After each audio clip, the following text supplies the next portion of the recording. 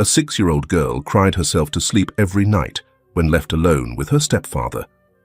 Her mother grew suspicious, installed a hidden camera, and discovered something that left her frozen. The police were called that very night. But it was what the little girl whispered as she was carried out of the house that made everyone fall silent. Evenings in the suburbs of Oregon carry a certain stillness, as if even the wind holds its breath.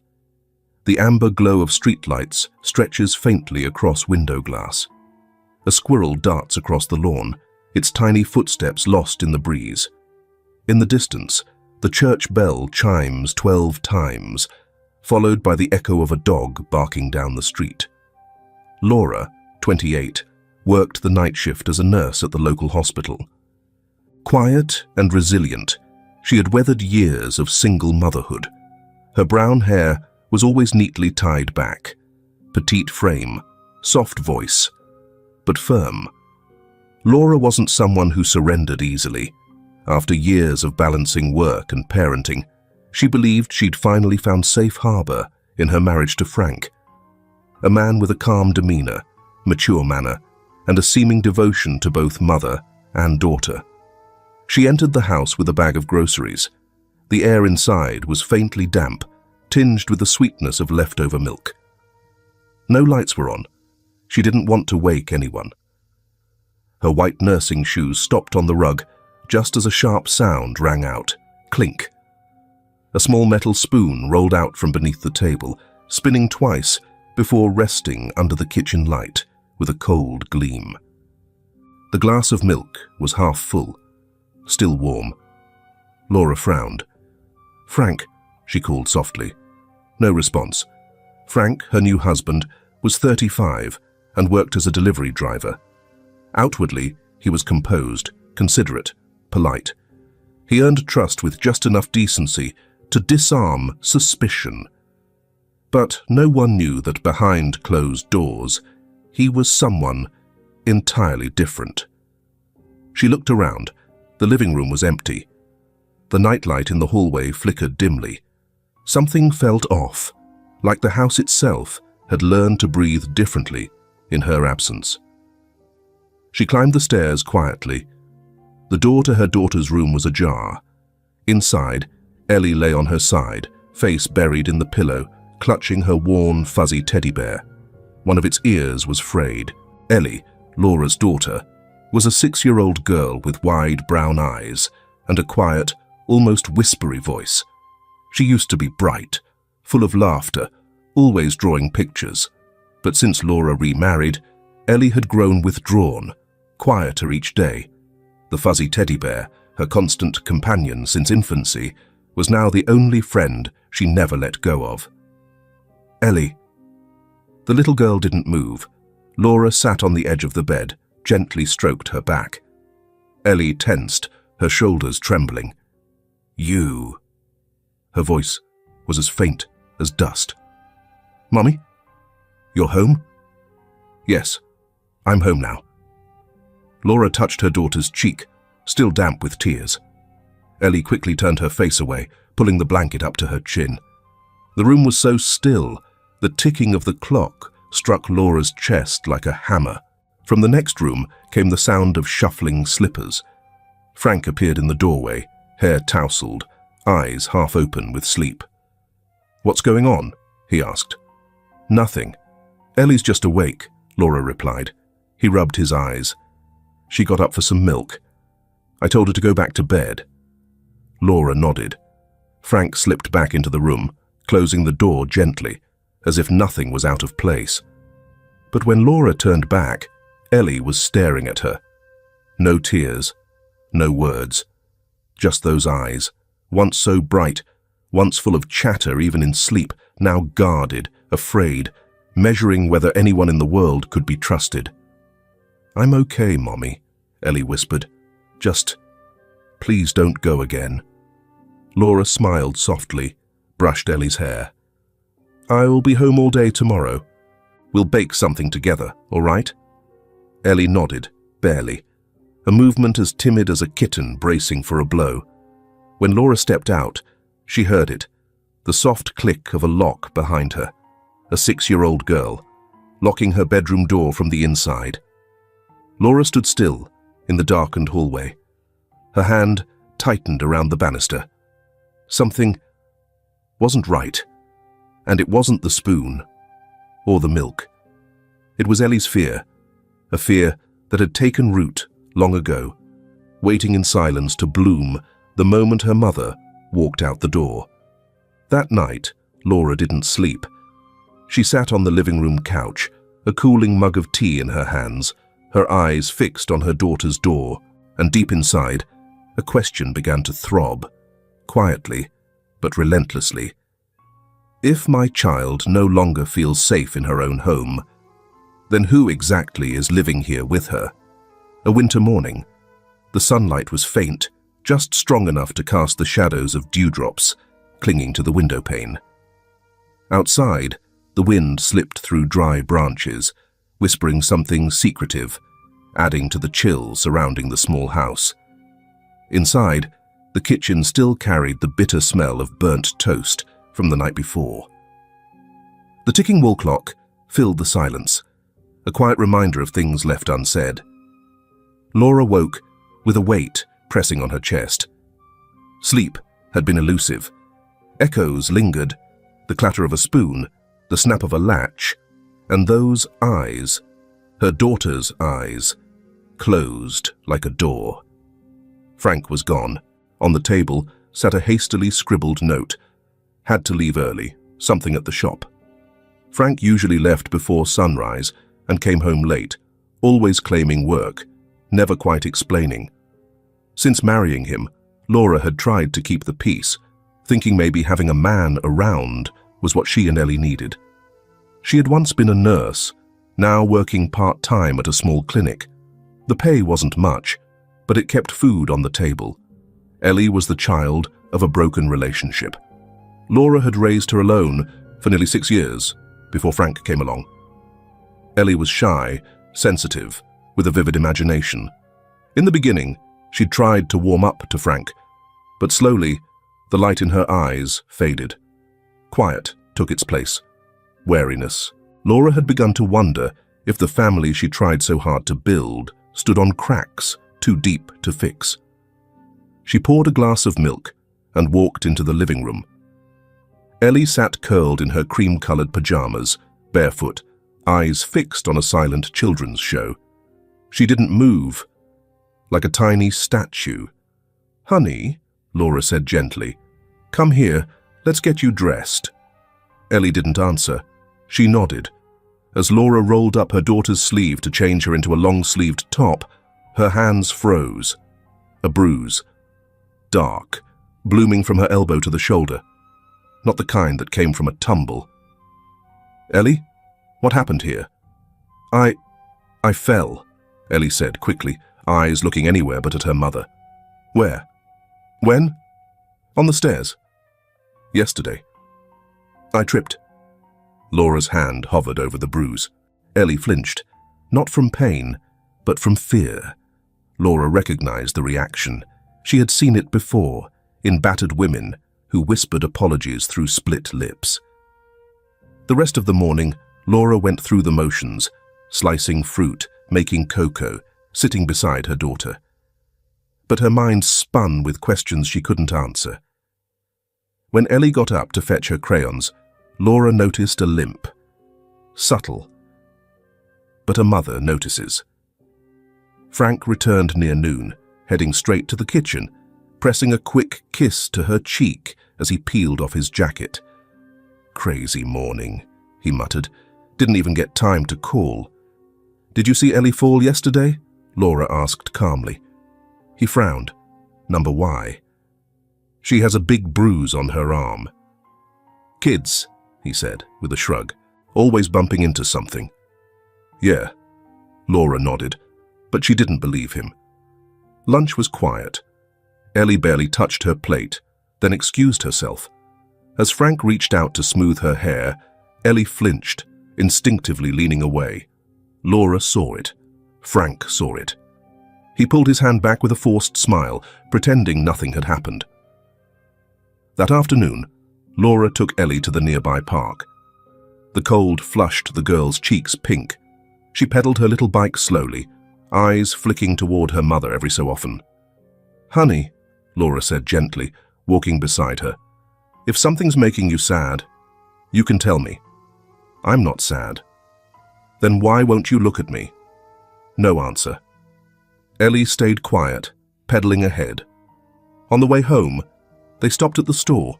Ellie picked out a few colored pencils. As they passed the toy aisle, she paused in front of a white stuffed rabbit, its eyes red like pomegranate seeds. "Do you like it?" Laura asked. "I'm just looking." Laura placed the bunny in the basket. Ellie smiled. Her first smile that day. That night after bathing Ellie, Laura rubbed lotion on her arms. When she reached the shoulder, Ellie jerked. "Does it hurt?" "Number just cold." Laura studied her daughter. "Ellie, I love you so much. I'd do anything to keep you safe." "I know," Ellie whispered, "but please don't ask anymore. If you ask, I'll have to say it. And if I say it, it'll get worse." Laura's heart twisted. She felt helpless, more helpless than she'd ever been. That night, once Ellie was asleep, Laura sat alone in the living room. The warm yellow light barely touched the corners of the house. Everything felt longer, wider, as if the walls were swallowing the last bits of peace. She turned to Ellie's drawings on the wall. Each one had 3 figures. But lately, the man's face was missing, just a shadow. In some, Ellie had drawn herself far away from the other 2. Laura picked up her phone and searched. Signs of child abuse. Words danced before her eyes. Avoids physical touch, startles easily, makes up stories for injuries. Each phrase rang true. And then, trust your instincts. She turned off the screen, walked back to her room. Couldn't sleep. Tomorrow, she'd speak to Martha, the neighbor who always walked her dog past their house. Maybe, just maybe, she'd seen something Laura had missed.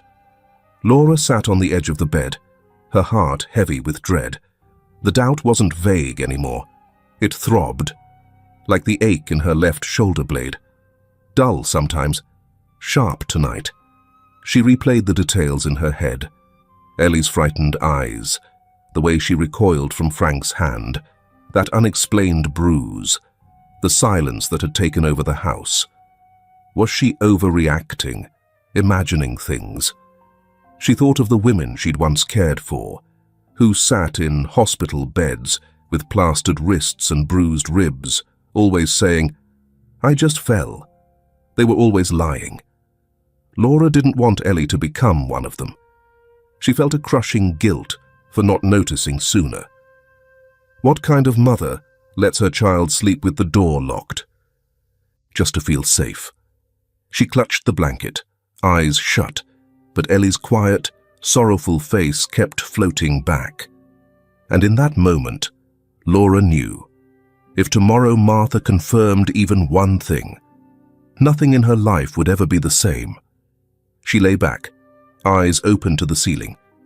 Ellie's face returned again, not smiling, not blinking, cold and still, like the darkness around them. Saturday morning. Mist still clung to the grass at the edge of the lawn. A garbage truck beeped steadily as it backed into the narrow alley. Laura stood on the porch, steam rising from the coffee cup in her hands. Across the street, Mrs. Martha, hair pulled neatly into a low knot, walking her aging dog Rizzo, made her way slowly down the worn footpath. She'd once been an elementary school teacher, retired for over a decade now. She lived alone in the house next door, the one with windows always open toward Laura's front yard. Longtime neighbors knew her as the quiet, observant type, the kind who somehow always knew everything that went on in the neighborhood, without ever asking a thing. Their eyes met. A small nod, the faintest smile. But this time, Martha stopped. "Do you have a moment?" she asked, her voice low and deliberate. Laura nodded. They sat on the porch steps, the sunlight just beginning to thread between the cracks in the old stone. Rizzo curled up obediently at his owner's feet, breathing slow and steady. "I know it's not my place to meddle," Martha began, not looking at Laura, but somewhere past her.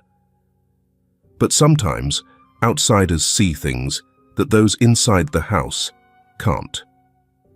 Laura tightened her grip on the coffee cup. "You heard something. It wasn't just once, Laura. At first, I thought maybe it was echoes, something carrying from another house. But then, night after night, around 2 or 3 in the morning, I'd hear it. Someone crying, not just quietly, sobbing, sometimes hurried footsteps, other times a thud, like something being thrown to the floor. Every sound came from Ellie's room. Her words fell like a drop of water into still lake, tiny, but enough to stir ripples. I thought maybe I was imagining it. But then Rizzo started howling every single time. Dogs don't lie, Laura. Laura lowered her head. Her face had gone pale. I've had doubts, but I've never seen anything. Ellie never says a word. She always tells me. She just fell. Children can't hide the truth in their words, but their bodies and their eyes don't lie either. Silence wrapped around them. A cool breeze brushed across their sleeves. Martha gently rested her hand on Laura's knee. I taught for 40 years. I've seen those same eyes far too many times, in schoolyards, in classrooms, in cafeterias. And I always wondered, if only the adults had listened sooner, maybe a few lives would have turned out differently. Laura couldn't respond.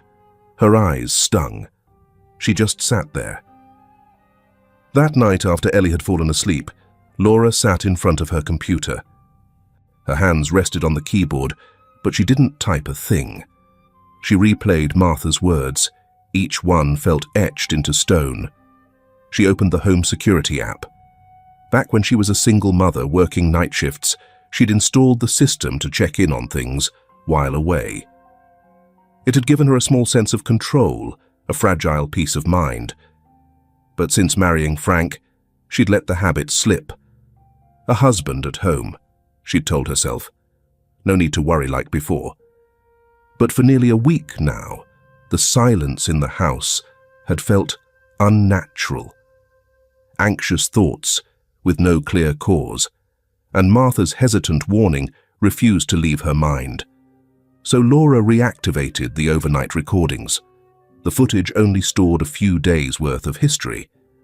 But around 3 a.m. the night before, one clip made her stop and stay stopped. Frank stood on the balcony. A cigarette lit his face briefly in the dark. He wasn't on his phone, wasn't reading, just standing, looking out into the pitch-black sky. Still, rhythmic. Not wrong exactly, but not right either. Like someone hiding something within the very silence they created. Laura rewound. Then again. Same scene. Every night. Same time. Same spot. Not a word. She stared at the screen for a long time. Her gut no longer unsure. She wanted to believe she was mistaken. That maybe Frank just needed a moment of quiet. But Ellie's behavior wasn't something she could just explain away anymore. Not after what Martha had said. And so, for the first time in many months, Laura typed in a phrase she remembered from nursing school, something she'd never imagined would apply to her own daughter. Post-traumatic stress disorder in young children. Pages of articles popped up. She read each one slowly, her eyes catching every period, every comma. Insomnia. Extreme sensitivity to sound. Avoidance of physical contact. Frequent nightmares. Persistent fear, even in safe environments. Laura pressed her hand to her mouth. Not out of fear, but to stifle the sob. Everything matched Ellie. The wind moved through the open window. Laura got up, shut it quietly, and looked toward the soft pink blanket that covered her daughter in the next room. Ellie was asleep, arms wrapped tightly around a stuffed rabbit. Some pain doesn't scream. It lingers, like a low fever, or the faint crack of porcelain when it hits the sink. Small, fragile, but if ignored, one day, it will shatter. Laura slid down to the floor, her back against the wall. She didn't sleep, she just listened. For the first time in many months, she didn't push away that feeling in her chest. For the first time, she let herself be afraid. Afraid she'd been wrong to trust Frank. And worse, that she'd been even more wrong not to trust the look in her daughter's eyes. Laura walked slowly around the living room, the ceiling light casting faint reflections on the window pane, leaving patchy streaks of light across the old wooden floor. She had looked at this room 1,000 times, but never had it felt so unfamiliar. Every piece of furniture, every shadow beneath a chair leg, appeared like part of a maze, hiding something she now needed to uncover. She moved toward the pale beige curtain and gently pulled it aside. The streetlight poured onto her face, catching the hollows beneath her eyes. They were swollen from too many nights without sleep, and tears she hadn't dared to name. That afternoon, a soft rain fell over Oregon. Mist-like drizzle blurred the windows in a thin grey film. Laura stood by the dining table, a tiny camera in her hand, something she'd once thought she'd left behind for good. When it was just her and Ellie, she'd installed security cameras to monitor the entrances, partly out of worry, partly for control. But when Frank moved in, Laura had taken them all down. She thought having a man in the house would be protection enough. Now, fragments of memory, glances that slipped away, the chilling whisper of old Mrs. Martha, urged her to look again. Not for peace of mind this time, but for certainty. After reactivating the system she once used, Laura realized the old placement wouldn't do. She changed the camera's location, not to hide it, but to see more clearly the corners she'd once overlooked. The new camera sat quietly behind the old wall clock in the living room, where the light always fell just right, where Ellie liked to draw, and where Frank often read the paper or watched TV. She didn't install one in the bedroom. Some boundaries stayed sacred. But one camera, in the right place, was enough to capture every movement, every expression that mattered. She didn't know what she'd find. But this time, she needed to know. That first night, Laura didn't sleep. She sat in the next room, phone in hand, eyes fixed on the monitoring app. The screen showed a calm evening. Frank watching TV, Ellie drawing. Nothing happened. The second night was the same. Laura began to question herself. Maybe she was overreacting. Maybe Ellie's distant look was just from starting a new school. Maybe the bruises really came from a fall. On the third night, Laura had just lain down when the motion alert chimed. She shot up, phone in hand. The footage lagged slightly in the low light, but it was clear enough. Ellie was being pulled into a shadowed corner of the living room. "Shut your mouth!" A voice, sharp and cold, cut through the speaker. Ellie's muffled cry followed, not loud, but choked, like she was trying not to sob, but couldn't stop herself. Frank's face wasn't fully in frame, but Laura knew that voice. There was no room left for denial, no excuse left to offer. Laura froze. She couldn't breathe. One hand gripped the phone, the other clawed at the blanket so hard her nails nearly drew blood. Her eyes stung, but they wouldn't shut. Tears fell, not from shock, but from the confirmation of every dread she had tried to suppress. A part of her still wanted to reject it, but that footage, that voice, hit like a hammer. Flashes filled her mind, Ellie avoiding eye contact in the morning, flinching when touched, signs that once gnawed at her, but now stood undeniable. The scattered pieces had come together, forming a truth she could no longer turn away from. Her heart clenched, not from betrayal alone, but from the weight of the trust she'd once given so freely. Tonight wasn't just a blow. It was the silent collapse of everything. Love, family, and something deep inside herself. Every unease from the past days, those footsteps in the night, the bruises on Ellie's shoulder, her fearful reactions, had become a complete, terrible picture. Frank had done it. He really had. Laura turned off the phone and sat in the dark. Her hands trembled. Her head fell back against the chair, as if the weight of what she'd seen was too much for her spine to bear. Her breaths came short and broken, her heart pounding wildly between fury and heartbreak. Part of her wanted to run outside and scream, but another part just wanted to sit still, numb, holding on to this truth like a fresh wound ripped open. For the first time in her life, she didn't feel like just a mother. She felt like a witness to the pain her child had endured, a witness to the betrayal of someone she once thought was a safe place. And she knew, from that moment on, nothing would ever go back to the way it was. Would you have the courage to watch that video again? Comment yes if you would face it, or no if it would be too much to bear. Late in the afternoon, the air felt colder than usual. Fallen maple leaves blanketed the gravel path in front of Martha's house.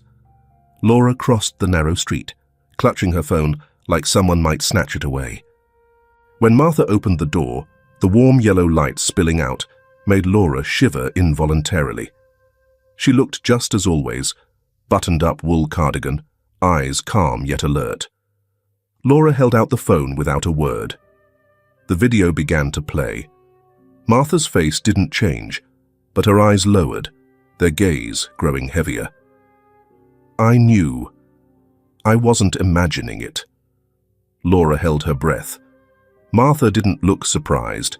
She simply said, "Now you have to do the right thing." Laura nodded, but her heart felt like it was being squeezed. That evening, Laura didn't eat. She sat quietly at her desk, replaying the video over and over. Every time Ellie's sobs broke through the speakers, every time Frank's shouting filled the room, it felt like a fresh cut in her chest. She couldn't keep enduring the silence. She remembered the moments Frank lost patience, when Ellie spilled her milk or tripped playing in the yard. He would grit his teeth, exhale sharply, slam something on the table before storming outside for a cigarette. When Laura tried to ease the tension, he always said, "I'm just teaching her to be careful. Kids need fear to learn." Back then, she thought it was just a firm way of parenting. But now, everything seemed to carry a darker tone.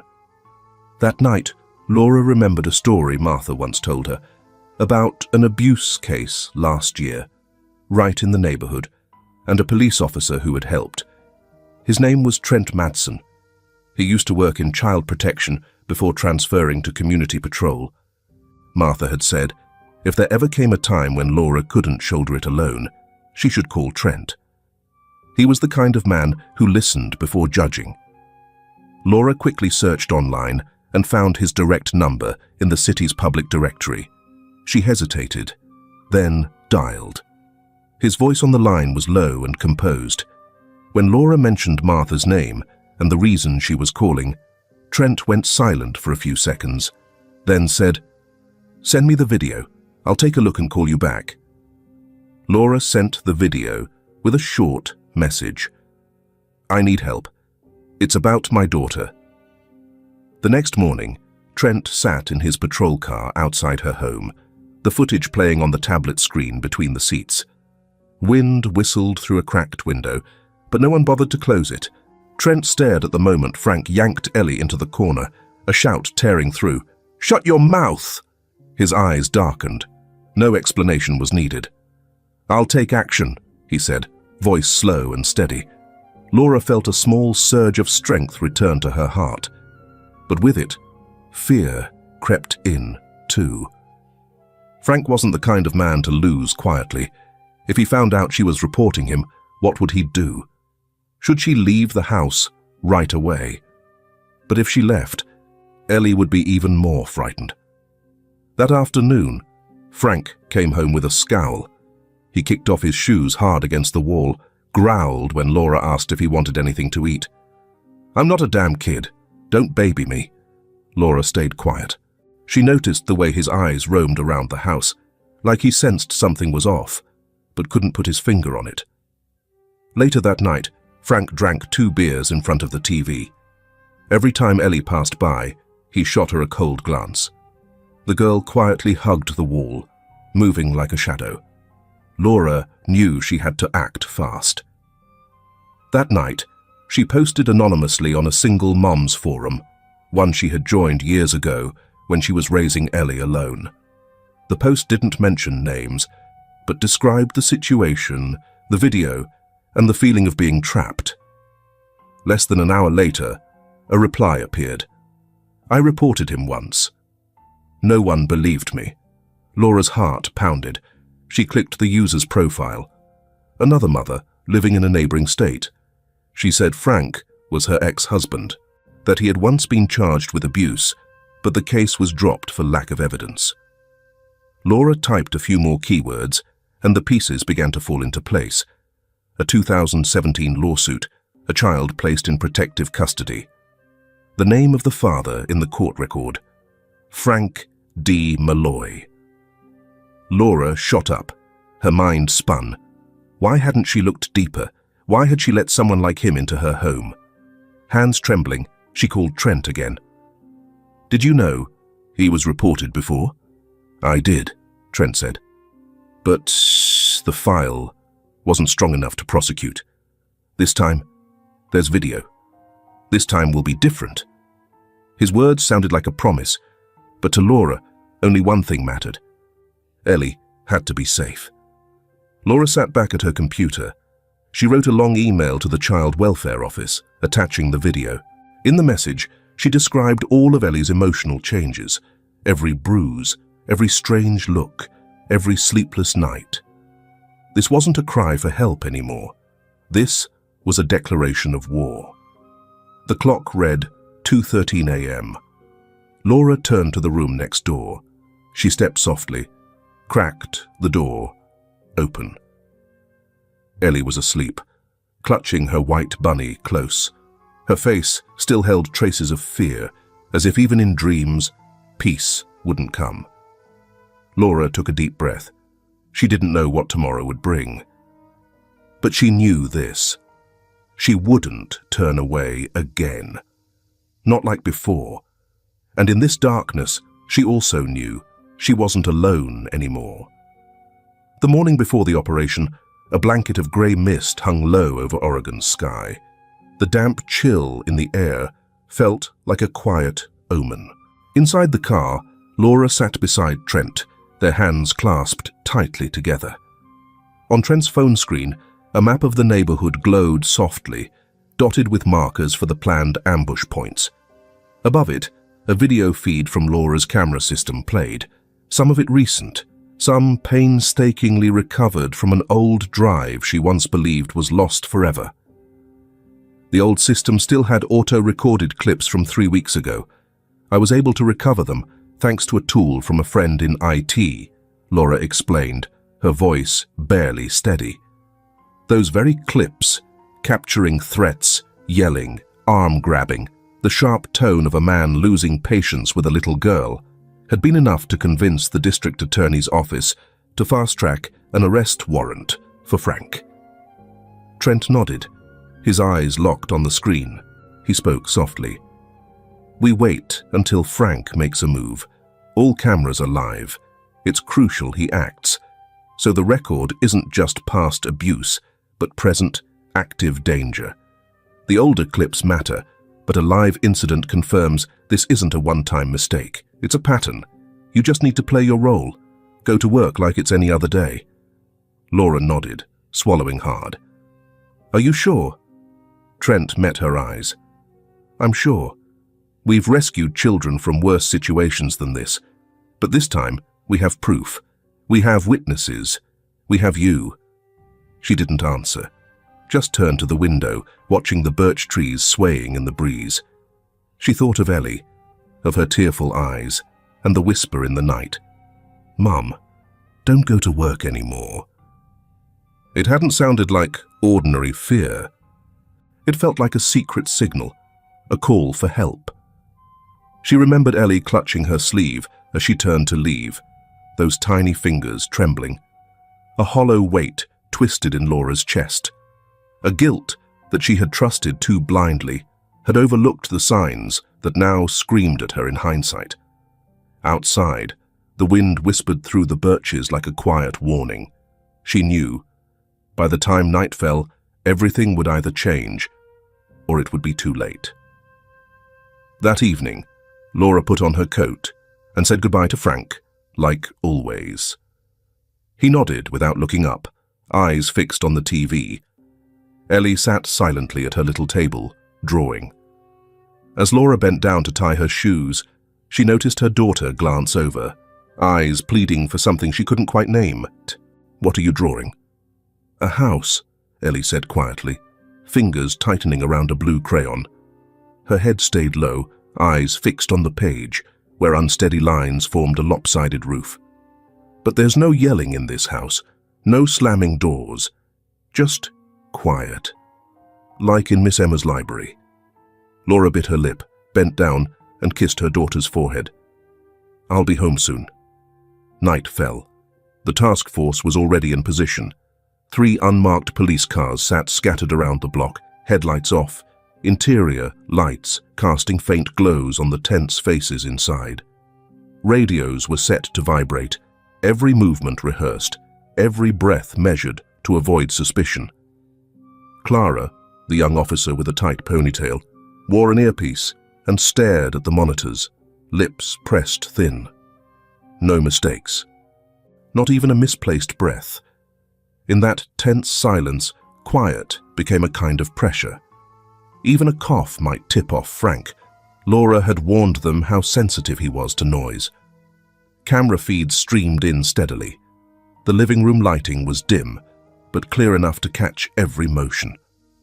Frank had no idea he was being watched from multiple angles. No idea that just outside, every officer waited for Trent's final word. Trent placed his phone on the dashboard, syncing to the camera Laura had hidden inside the house. At first, the scene looked calm. Frank drinking a beer, Ellie curled in the corner, arms wrapped around her knees. The TV hummed faintly with the evening news. About 30 minutes later, Frank stood up. He stumbled toward the fridge, grabbed another beer, and came back with a stagger. As he passed the table, he kicked it hard. A ceramic cup wobbled dangerously. Ellie flinched, her small hands shaking as the blue crayon slipped from her fingers and rolled across the floor. The soft clatter rang loud in the heavy silence. Ellie scrambled to pick it up, but her trembling fingers missed it again and again. Frank narrowed his eyes, stepping closer, his shadow stretching across the floor until it swallowed Ellie's frame. "What are you doing?" She shook her head and backed away. "Are you deaf?" "I asked you something." Trent's hands curled into fists, knuckles white. His eyes burned into the screen, watching Ellie shrink into the corner. When Frank shouted again, Trent slammed his hand against the seat, his teeth clenched. "No, not one more second." He leaned toward Clara. She leaned too, voice taut like wire. "Should we wait just a little longer?" Frank bent down. His eyes were flames. He grabbed Ellie's wrist, yanking her forward with a force that made her stumble. His other hand clamped down on her shoulder, as if to drag her up from the floor. Ellie let out a scream. Not calling for anyone, just pure instinct, raw fear. Her legs curled in, eyes wide, her whole body shaking like a leaf caught in a storm. Her unfinished drawing smeared beneath her feet. "No more waiting," Trent said. Into the radio, his voice cut through like a blade. "Go." Breach. A small siren beeped. Seconds later, the front door exploded inward. 2 officers stormed inside. Frank whirled, but it was too late. He hit the floor, pinned beneath their weight. Ellie stood frozen, mouth open in silence. Clara rushed in and scooped her off the ground. "It's okay now. You're safe." Ellie trembled in her arms, clinging to Clara's neck like a castaway to driftwood. The scent of childhood tears, old pillows, and dusty floorboards clung to her skin. Frank was handcuffed, still yelling as he was dragged out past curious neighbors peeking through doorways. Some recorded it on their phones. Others just whispered. The night shattered like glass. Laura arrived moments later. She ran, stumbled, then ran again. When she saw Ellie in Clara's arms, she cried out, "Ellie, it's me!" Ellie saw her mother. For the first time in days of quiet terror, she let herself sob. "I waited, Mom. I waited so long." Laura rushed forward, wrapped her arms around her daughter. No words, no sound, just tears, and something beginning to mend. Trent stood back. He took out his phone and called the DA's office. "Victim is safe. Send the legal team. File charges immediately." When the ambulance arrived to examine Ellie, she held her mother's hand tight. Laura didn't leave her side for a second. That night, in the hospital room, Ellie finally slept. Her tiny hand still gripped her mother's finger, as if letting go might let all the peace slip away again. Laura sat by the bed and began writing in a new journal. "I used to stay silent, afraid of being wrong. But silence was my first mistake. Now I choose action. For my daughter. For myself." And outside, the sky was beginning to brighten. Frank was dragged away, screaming, but the sound meant nothing once the patrol car door slammed shut behind him. The chill of the handcuffs biting into his wrists didn't stop him from cursing. But this time, no one was listening. At the Clackamas County Police Station, cold fluorescent lights cast a sterile glow over the interrogation table, where Frank had been forced to sit for 4 hours straight. When the database finally came back online, his full record lit up the screen, every sterile line of text sharp as a blade. A domestic abuse conviction 7 years ago. A complaint filed by his ex-wife. A preschool report detailing troubling behavior in a child, the child being his ex-wife's daughter from a previous relationship. And at the bottom of it all, the name that confirmed it, Amy Henderson, social worker, currently stationed in Laura's district. Officer Trent received a copy of the file from legal at 2 a.m. He wasn't surprised, but he was furious. She knew, and she did nothing. Trent spoke under his breath, like handing down a verdict. Then he walked out of his office and straight to internal affairs. By morning, an internal investigation was in motion. Amy was suspended on administrative leave pending inquiry. When notified, she didn't argue. She just bowed her head in silence. Trent didn't stop there. He worked through the night, forwarding every note, every log Laura had kept, even security camera footage, to the Child Advocacy Division. He called in a favor from a family law attorney he trusted, asking them to represent Laura the same day the case was opened. Meanwhile, Ellie was transferred to a child trauma center. Her first therapy session was with Marlene, a child psychologist. In a small room decorated with colorful drawings, Ellie picked up a crayon and drew a house. When asked what it was, she said softly, "It's our new home. It doesn't have any yelling." Laura was called in the following afternoon, exhausted, with dark circles under her eyes from too many sleepless nights.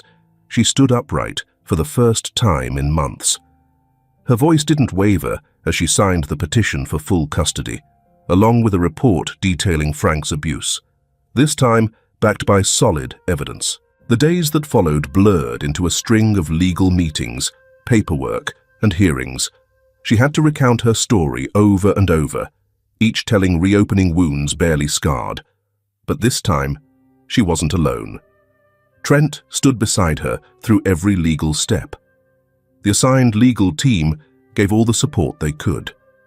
Parents from Ellie's new school even organized a small fundraiser to help with the legal costs. The preliminary hearing took place 3 weeks later. Both sides had legal representation, but Frank had no private attorney. He'd been assigned a public defender. When the courtroom lights dimmed for the video to play, the footage showing Ellie being dragged into the shadows, Frank's voice roaring, the room fell utterly silent. A woman on the jury wiped tears from her eyes. The judge didn't need long. Frank was found guilty of child abuse. He was held without bail, awaiting formal sentencing. As for Laura, the mother who had once doubted her own instincts, she was granted full custody of Ellie. In the judge's ruling, he stated, "There is no greater betrayal than the abuse of a child, and no greater strength than a mother who dares to stand and protect." That afternoon, Trent waited outside the courtroom. When Laura emerged, he gave a simple nod. No words of thanks were needed. Just that look, that quiet, fierce gaze of a mother who had reclaimed justice, not only for herself. Ellie, walking hand in hand with the therapist, turned back. She spotted her mother and raised her hand in a small wave. The first real smile she'd shown in what felt like forever. That evening, in the temporary housing arranged under emergency protection, Laura sat by her daughter's bed. Ellie looked up and whispered, "Mum, will we still be scared tomorrow?" Laura held her hand tightly. She didn't answer right away. Then, softly, "No, sweetheart. From now on, there's only light in our home." Outside the window, the Oregon night sky was quiet. But in Laura's heart, spring had already begun. Early morning. A mist hung low over the South Portland relocation housing. A small, yellow school bus pulled up quietly in front of the apartment complex. From a second-floor window, Ellie leaned out, clutching her teddy bear. She still wasn't fully used to the noise of traffic outside, but the car horns today didn't make her flinch like they had in those first few weeks. Every Monday morning, Ellie went to the therapy center. That's where her healing began, step by step. Dr. Marlene always greeted her with the same gentle question. "What color are you feeling today?" A way for Ellie to express her emotions through color. The first day was gray. By the fourth, she said purple. On the third week, Ellie said yellow, and the room went still. Marlene smiled and nodded. "Yellow means hope, sweetheart." Clara, the officer who had carried Ellie out of that house, came by one Saturday afternoon. She brought a new box of crayons and 2 heart-shaped cookies. Ellie opened the door, hesitated for a moment, then smiled. On the coffee table, she placed her newest drawing, 2 women holding hands in front of a red-roofed house. Clara looked at it silently, then gently ran her hand over Ellie's hair. At the kitchen table, Laura sat across from Susan, the social worker newly assigned to Ellie's case. Susan was a composed woman with short hair and steady, thoughtful eyes. She came by weekly, always carrying a folder and speaking in a calm, reassuring voice. "Ellie's showing clear signs of improvement. She's responding well to the new environment. She feels safer now." Laura nodded. "I just want her to have a childhood where she doesn't have to remember anything awful." Susan looked up and smiled. "You're doing a wonderful job, Laura." Ellie's new school was modest, tucked into a quiet neighborhood. Her homeroom teacher, Miss Hannah, was the first to notice Ellie's talent for storytelling through pictures. Her drawings grew more vivid with time. Light, trees, and lately, even rainbows began to appear. At the first parent meeting, Laura sat among the other mothers. She was hesitant at first, but when one mother spoke about her child being bullied at their old school, Laura joined in. The group listened, shared, and exchanged soft laughs. A young mom handed Laura a small card. "Call me if you ever need anything." On weekends, mother and daughter strolled through the park near their home. Ellie brought her sketch pad, sitting beneath a birch tree while Laura read. One time, Ellie tugged her mother's sleeve and pointed at the sky. "Mom, look! That cloud looks like Mrs. Martha's dog." Laura burst out laughing. For the first time in months, she texted Mrs. Martha, their kind elderly neighbor, and got a reply. "Knowing she's okay is the best gift I could ask for." At night, just before bed, Ellie often asked for a fairy tale. But instead of old stories, Laura began telling their own, about the days they made it through the dark, the people who helped them, and the road ahead. One evening, Ellie said, "I'm going to make a picture book about us, Mum, but it'll only have bright colors." Laura nodded, pulling her daughter into a hug. "And I'll be the first one to print it." In the soft glow of the nightlight, Laura felt it clearly. Though pain had once marked them, light could still find its way through the cracks. And Ellie, with her wide, clear eyes and tiny hand wrapped tight around her mother's, was the living proof of that. The new house sat at the end of a quiet street, with a white fence and an old apple tree out front. It was the first home Laura ever owned, her name on the deed, made possible in part by a support program for women and children recovering from abuse. It wasn't large, but light streamed through the windows. And more importantly, it was safe, a place to start again. On the first morning in the new house, Laura stood in front of the mirror in the small kitchen. Her face looked drawn, but her eyes were no longer lost. After everything, she still had her daughter, and now a second beginning. When Ellie woke up, she sat quietly, taking in the room. "Mom," she said, sniffing the air, "it smells like sunshine here." Laura laughed softly, brushing her daughter's hair. "That's the smell of freedom, sweetheart." On moving day, the kind neighbors who had helped her in the early days came by again. Mrs. Martha, the one who had heard the crying through the walls and was the first to speak up, brought a wooden bed she'd made herself for Ellie. "She needs a warm place to sleep," she said. "This bed's made from old pine from my house. Put it in her room, it'll smell like peace." Her calloused hand gently ran along the bed frame as she smiled. Ellie hugged her tightly, whispering thanks. To her, Martha wasn't a stranger. She was part of the faded but ever-present memories from those tearful nights. That evening, Ellie lay in her new bed, staring at the ceiling. "She's kind, like people in storybooks," she said softly. "Only real." Trent arrived a little later, just as the last boxes were brought in. He didn't carry much, just a framed certificate. "Survivor's Award for Bravery," he said, handing it to Ellie. She traced the letters with her finger, sounding out the words. "What does survivor mean?" she asked. Trent knelt down, looking into her eyes. "It means you didn't give up, and only brave people can do that." Laura stood nearby, her hand tightening slightly on her sleeve. She wasn't used to public displays like this, but today, she welcomed it. That night, she hung the certificate right beside Ellie's desk. "So you'll remember how far you've come," she said, placing a hand on her daughter's shoulder. Ellie nodded. "You're brave too, Mom. You should get one of these too." The following week, the school organized a community talk on recognizing and preventing child abuse. The parent committee had agreed to ask Laura to open the session. At first, she declined. But later, watching Ellie sleep beneath the pine bed Martha had gifted them, she changed her mind.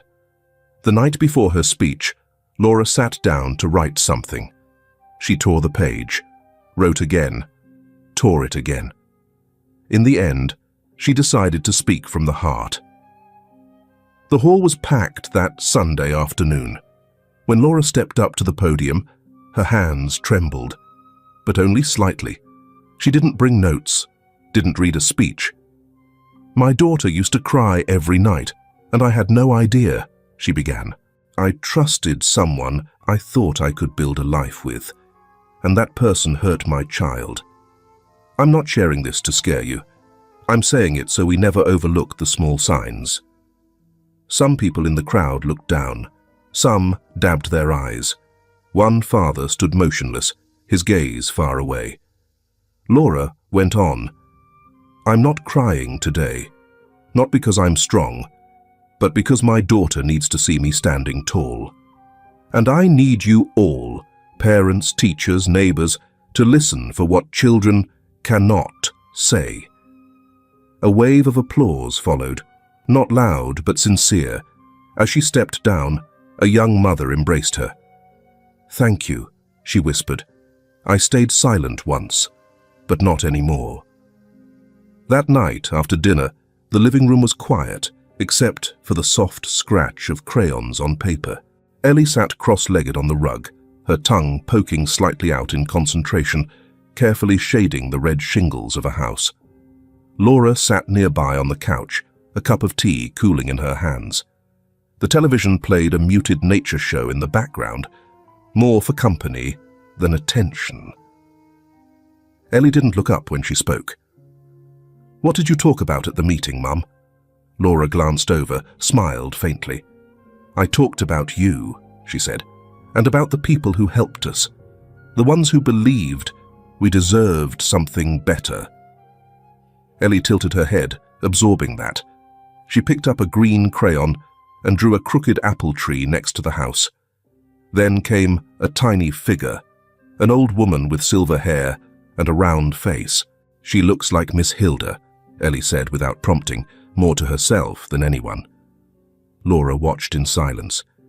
Ellie added a man in uniform next, a police officer, his hand holding up a certificate like a medal.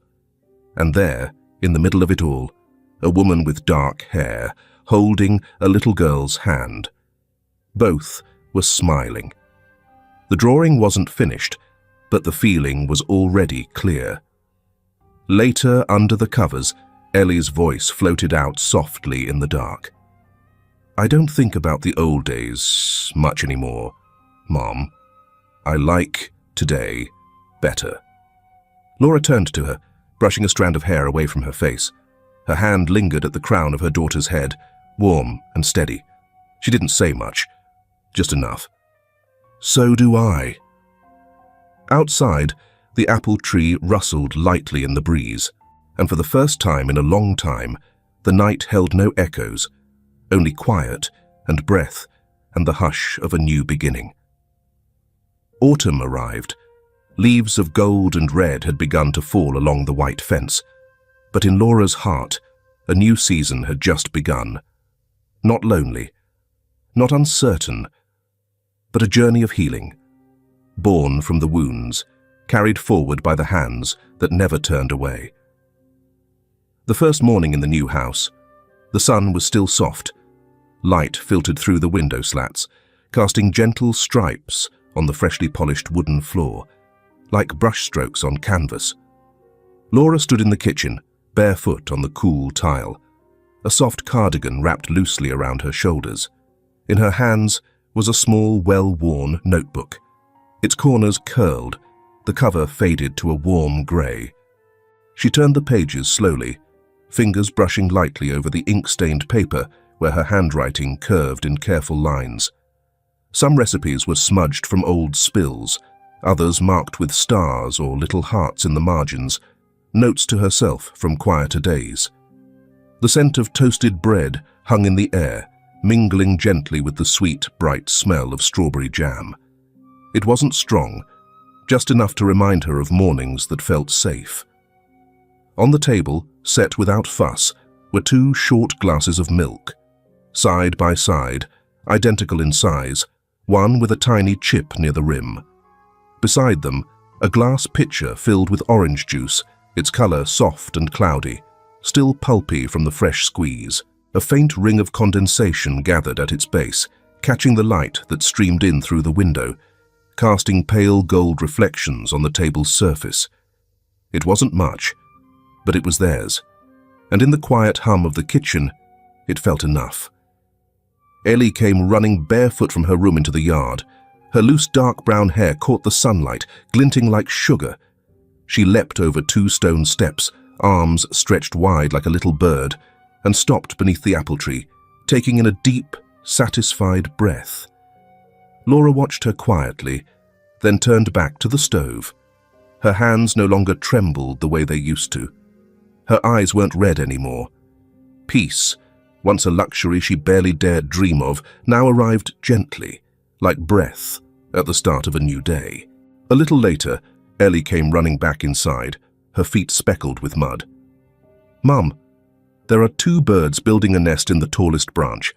I think they just moved in too, like us." Laura looked up, smiling. "Sounds like they picked the right spot."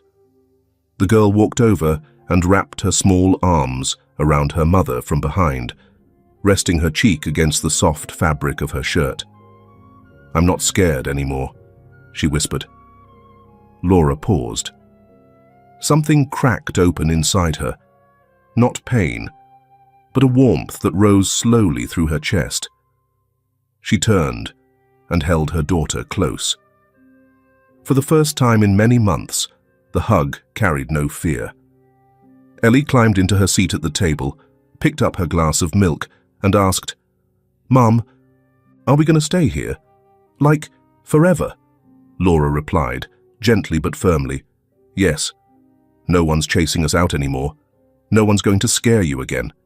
This time, this is our home." Breakfast passed quietly. No yelling, no clattering spoons, no wide, frightened eyes, just the rustle of wind and a child's laughter. Afterward, they went outside with a small green watering can that dribbled at the spout. The garden was still modest, just a few rectangular beds lined with bricks and filled with young sprouts, still adjusting to the new soil. Ellie walked barefoot on the stepping stones, the hem of her pajama pants brushing against her ankles, damp from the morning dew. Laura crouched by the side, loosening the soil around a lavender plant with her fingers, while Ellie stood beside her, watering with all the care of someone handling something sacred. A pause. Then Ellie pointed to a corner bed where tiny yellow buds had just begun to peek out. "This one," she said, "is Hope." Laura looked up, a bit surprised. "Hope, huh? Why that one?" Ellie shrugged, brushing hair from her face. "Because it's the first to wake up, even when it was still cold." She moved on, careful not to step on the mulch, and touched the edge of another bed where short green stalks stood upright, thick and steady. "And that one's brave," she announced. "It doesn't even bend in the wind." Laura smiled, wiping her hands on her pants as she stood. "You've been watching them closely." Ellie nodded. "I think plants are like people. Some are scared, some are strong. But all of them want to grow." Laura didn't answer right away. The morning light fell on her daughter's face, catching in her lashes. She looked so small, and yet there was something steady in her gaze, something that hadn't been there before. "I think," Laura said softly, "that all your names are perfect." Ellie beamed, then leaned down to whisper something to a marigold, still closed in its bud. Laura didn't catch the words, but she didn't need to. The garden didn't bloom fully that day, but in its silence, something else had already begun to grow. Around noon, Clara dropped by. She brought a small box. Inside were 2 picture books and a new pair of shoes for Ellie. "This little one's growing like a weed," she teased. Ellie beamed. "Clara, I drew this for you." The drawing showed 2 people holding hands in front of a house, with a big, smiling sun overhead. Clara didn't say anything, just reached out and softly ruffled Ellie's hair. In the afternoon, Laura sat down with Susan, their new social worker, to discuss long-term therapy plans for Ellie. "Are you scared?" Susan asked. "Starting everything over?" Laura glanced toward the yard, where Ellie was teaching a doll how to look for bugs on the apple tree. "I am," she said, "but I choose to believe the past doesn't get to decide my daughter's future." Before nightfall, mother and daughter lay sprawled on the rug, flipping through a photo album of snapshots taken over the past week. Ellie pointed at a picture of them smiling next to the moving truck. "Look at our faces, Mum. We don't even look sad." Laura looked closely. "No," she said quietly.